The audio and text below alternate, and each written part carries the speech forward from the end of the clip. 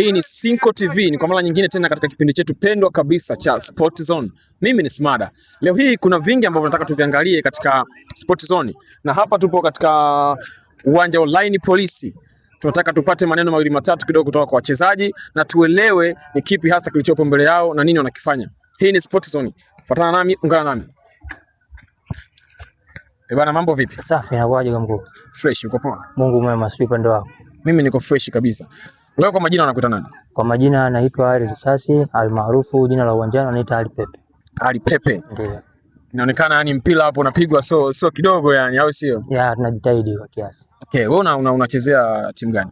Mimi ni mchezaji wa Young Boys kutoka hapa katika uwanja wa Line Police. Young Boys. Ndio. Okay, unacheza namba ngapi? Mimi nacheza fullback ya mlinzi wa kulia na pia center back kama mlinzi wa kati. Okay.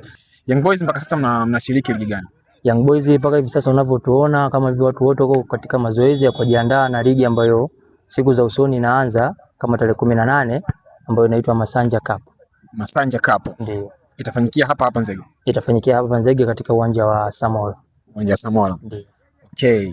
So nataka nijue kidogo na ni kwa muda gani mpaka sasa upo kwenye soka? Kwenye soka nina muda mrefu kidogo. Muda mrefu wa kukadiria kwa mwaka kidogo itakuwa nani, lakini nina muda mrefu katika uwanja wa soka. Kina umechezea vilabu vingapi mpaka kufikia unapocheza saizi Young Boys? Nimecheza vilabu kadhaa, nimecheza Tabora United, nimeweza kucheza timu ya Stendi na timu nyingine tu ambazo zishashuka madaraja. Bwana Pepe amechezea Tabora United, amechezea Stendi bwana, nipo ni vilabu vikubwa kabisa ambavyo vimesumbua na vinasumbua katika soka letu la Tanzania.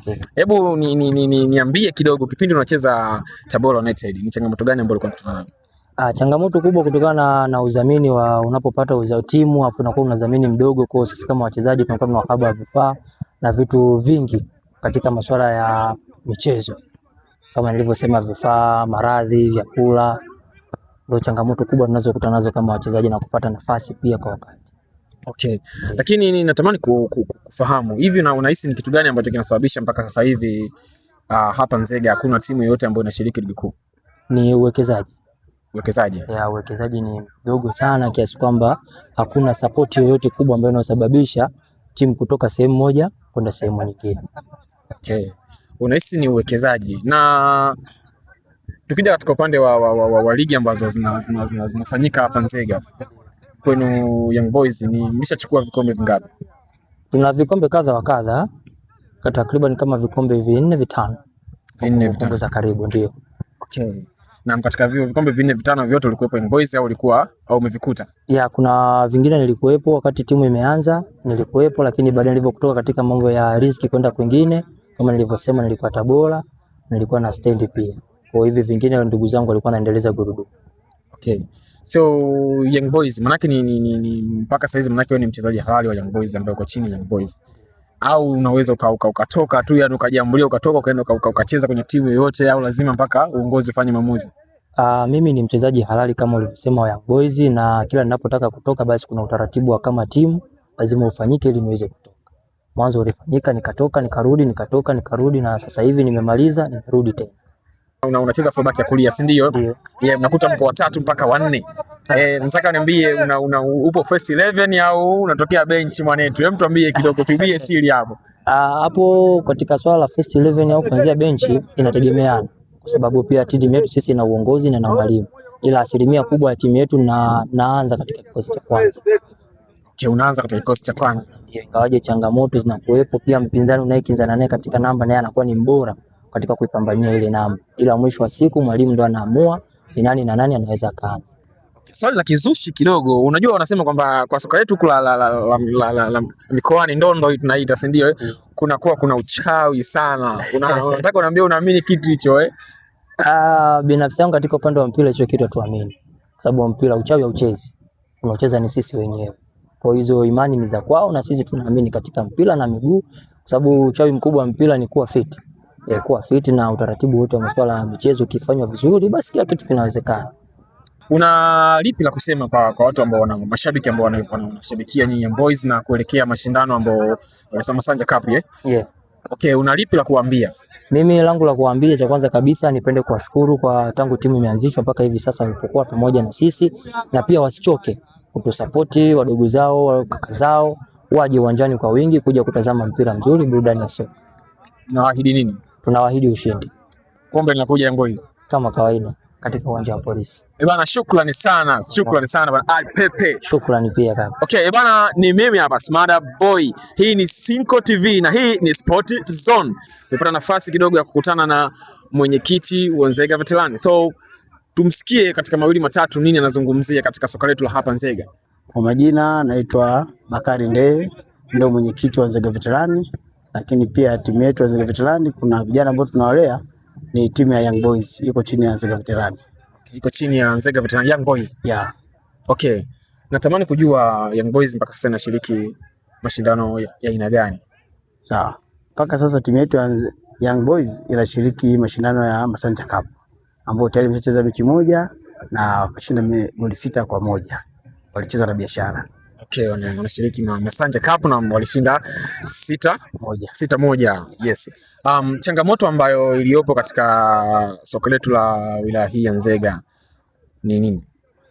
Changamoto kubwa iliyopo katika wilaya yetu ya Nzega, kwanza ni wadau. Wadau wamekuwa nyuma kidogo na kusapoti swala zima la mchezo. Kwa hiyo inatupelekea baadhi ya vifaa kuvipata kwa ajili ya wachezaji, au baadhi ya mahitaji ambayo yanatakiwa yapatikane kwa ajili ya wachezaji yanakuwa ni ngumu kuyapata, na inapelekea vijana wengi kukata tamaa ya mpira, kwa sababu wadau wengi wa mpira wako nyuma sana na mpira. Na kuelekea katika mashindano ambayo mpo sasa hivi ya Masanja Cup, mashabiki zenu mnawaahidi nini?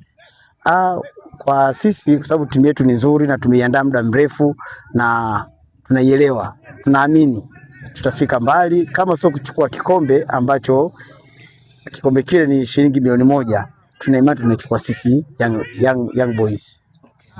Na changamoto kubwa ambayo unaipata wewe ukiwa kama kiongozi ni ipi?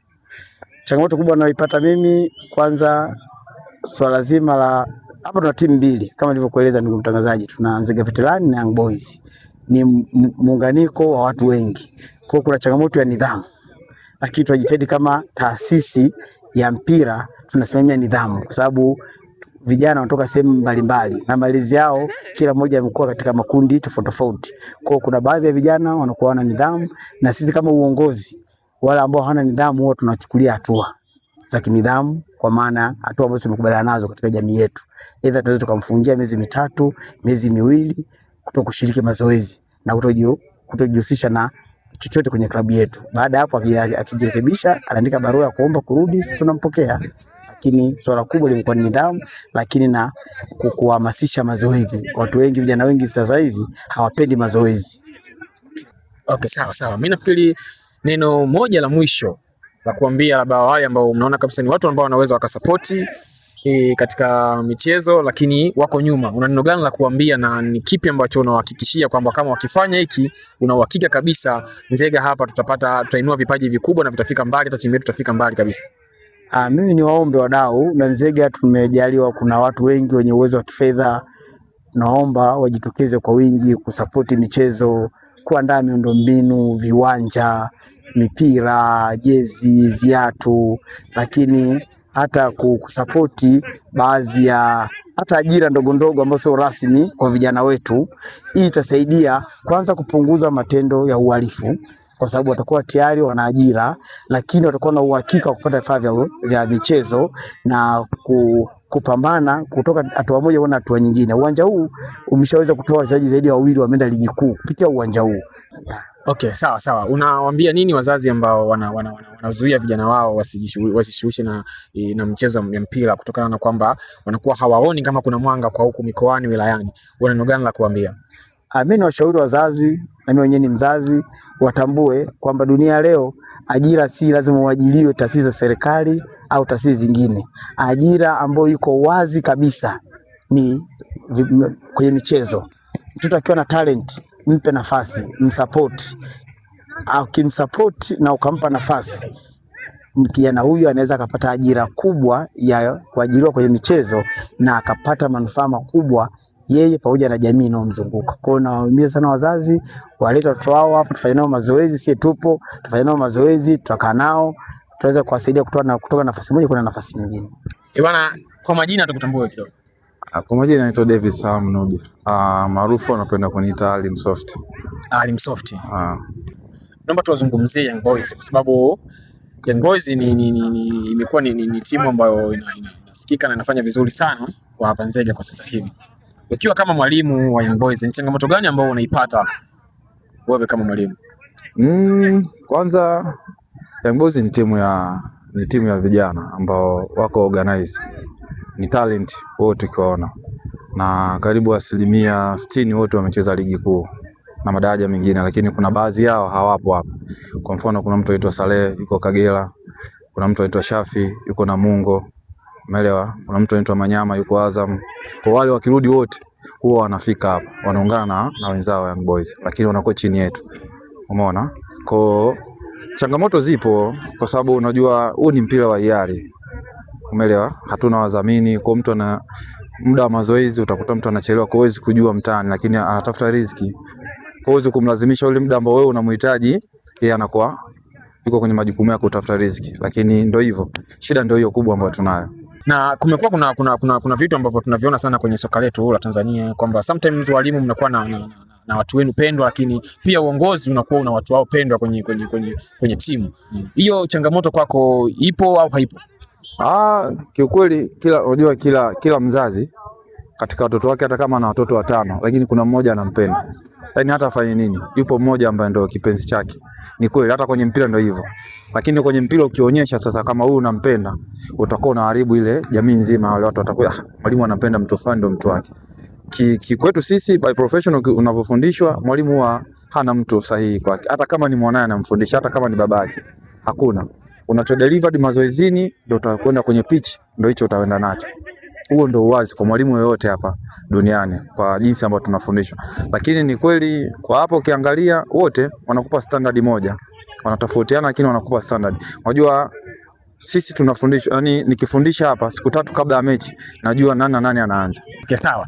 So wanasema kila mtu ana ule role model wake. Wewe kwenye upande wa mpira, upande wa walimu, tukienda kwa Afrika ikiwezekana au dunia nzima, ni role model wako wewe ni nani? Bala mimi nadhani nitakuwa mtu wa kwanza duniani kutokuwa na role model duniani, kwa maana ya kwamba huko kwenye soka ambalo limeendelea. Mimi mtu mmoja, watu wengi sana hawamuelewi, lakini ipo siku na naamini kuna mtu mmoja anaitwa Bernard Fabiano. Bonge moja wa mwalimu. Umeelewa? Ni alibakiza, kama mlikuwa mnamuona, alibakiza Nikita Yosa ambaye yuko Tabora United. Sasa hivi ni TRA. Yeye ndo mtu aliachiwa timu akaibakiza, lakini katoka hapo akaenda Polisi Tanzania mpaka kaifikisha pale ilipo. Akaja Mbwana Makata, leo ndo kaachia timu kama kocha Sifes. Yule ni bonge moja wa kocha. Kwa mimi yule ndo role model wangu. Kwa nadhani niyo wa kwanza ku declare interest. Kwa sababu yule mimi ndo kanifanya mimi mpaka leo nasimama hivi. Nimecheza naye kama kapteni alikuwa Polisi Tanzania, ni Polisi Tabora. Umeelewa? Kwa kanifundisha mpira na tumepeana majukumu. Kwa wakati tunakuja Nzega hapa, yeye alikuwa ni mwalimu afu mimi nilikuwa mwenyekiti wake. Sio kama umeona kwa mimi kwangu ndio role model wangu mimi. Kiukweli nisiwe mnafiki. Okay, shukrani sana. Na una neno gani la kuambia kuelekea katika mashindano ambayo mpo sasa hizi ya Masanja Cup?